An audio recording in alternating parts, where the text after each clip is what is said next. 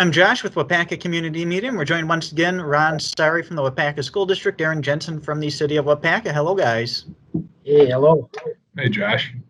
And first thing we'll talk about is the Main Street Downtown Reconstruction Project. We're just about into March, and the weather, if you look at the extended forecast, it's starting to look nice. I see a lot of 40s on there, and that means, I don't think anyone knows the exact start date of that, but boy, any second now, that project's on our doorsteps. And one of the steps in getting there is making sure the public's informed about that, and there's an upcoming meeting. Tell us about that, Aaron.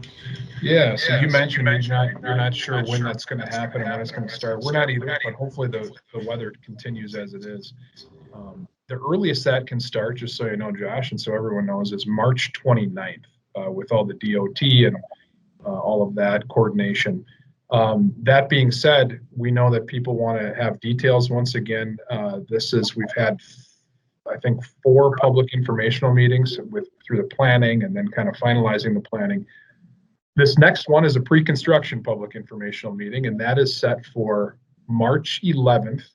It is at 5:30, and we're going to be doing it in the same format we did our last one, which was holding it. Justin and I will hold it with some DOT and project managers here at City Hall, and we're going to broadcast it live on Facebook.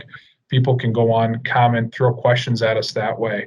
That way we can get it to as many people as possible, and we can also record it to have it so it's out there for eternity, so to speak.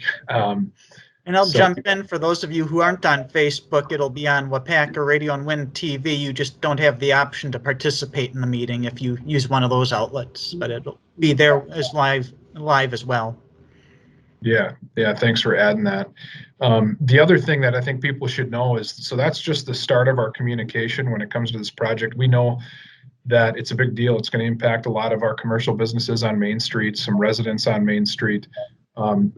Justin, our public works director, has done a great job at putting a plan together for communication, and he's going to be meeting with you once a week on Wednesdays and getting some video content out. There will also be written content that gets posted to our social media page, directly sent to some of the people that are impacted directly, and then also on our website. So people can expect both written and video updates on a weekly basis moving forward. But we look forward to getting in front of people virtually on March 11th at 5:30.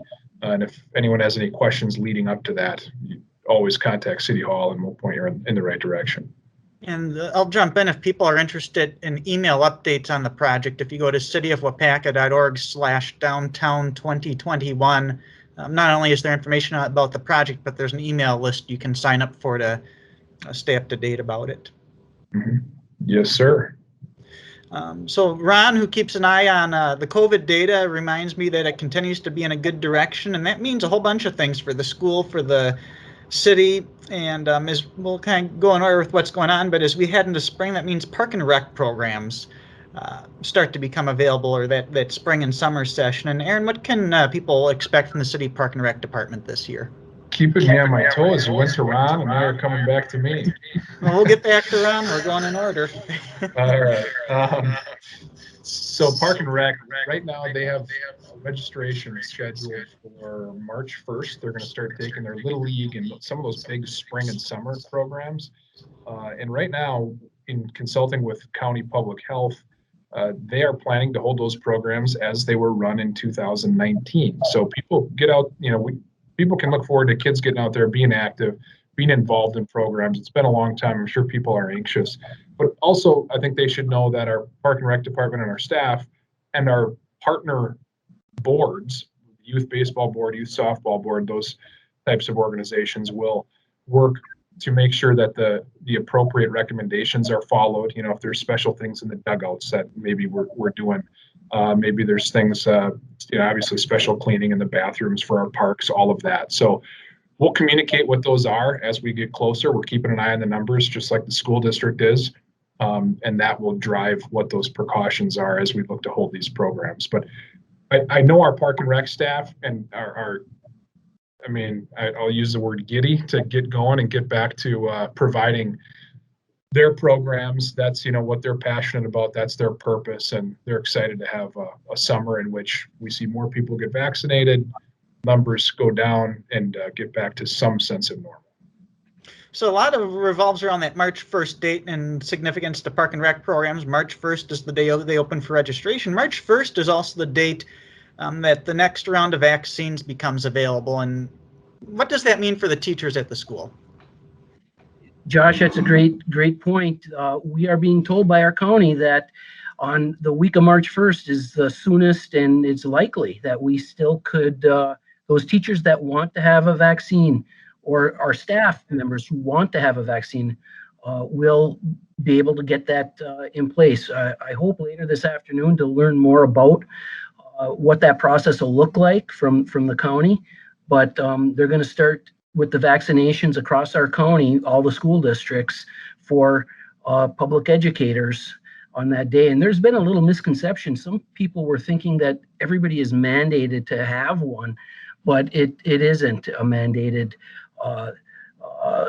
directive. It's actually their choice. Obviously, we're educating our staff about the importance of it. Approximately 60% of our staff have chosen that they do want to receive the vaccine, so we're pretty happy about that.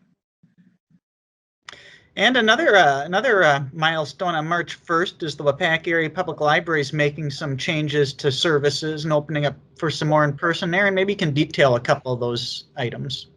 Yeah, our director, Peg, and her management team have been in touch every week looking at the trends. And right now they're shooting for March 1st opening for intentional browsing, which is awesome. That means numbers are looking good, as we've talked about. I know that, just like I said, the Park and Rec staff's excited to get going. I know the library staff is too. And actually, when you do curbside for that long, it's actually probably more work and more taxing for the library staff than just having people come in and do the browsing and get their services. And maybe they can relax a little bit now. Yeah. So that will be a positive, and so all good news from a city services standpoint. I want to reiterate that it's not, as we're making this transition, our staff is staying in touch weekly with public health. We're taking all the necessary and recommended precautions. So, right now, I think we heard, and I'm sure, Ron, you probably heard the same, but I think as of yesterday, 12% of our county has been vaccinated. So we just expect that number to rise and over the next couple of months, and that's obviously pushing us in the direction we're going. So, yeah. And Ron, as we look into spring more and toward the end of the school year, I know last year was a disappointing year for some of your students with some activities, and you've got some good news both with prom and graduation. What are those details that you know as of today? We are planning for an in-person prom, and we are planning for an in-person graduation. So we're pretty excited about both of these. The graduation is scheduled for Sunday, June 6th at 2:00. Right now, we're planning for outside, hoping that the weather is going to be good. The other plan for prom is outside with our juniors and seniors only, and no guests from other school districts. So that's the guidelines that we've been given by our county officials and our medical. So we're excited that we're able to offer both for our students. I know last year it was such a disappointment with what happened with graduation, so it's exciting to hear that as of today we're in a situation where you can make it happen. That's really cool. Yeah, we're able to make it happen, and we're excited about that. Last week I reported that the transition, we finished that 3-phase transition to all in-person learning for those kids that chose that 4 days a week, and it is going good. The principals reported today that it's almost like we weren't in an AB cohort before. So yeah, I'm very pleased to announce that it is going in the right direction, going well too. Well, Ron, Aaron, appreciate the updates, and week after week the news keeps getting better, so that's a good sign. Yeah, thanks, Josh. Thank you.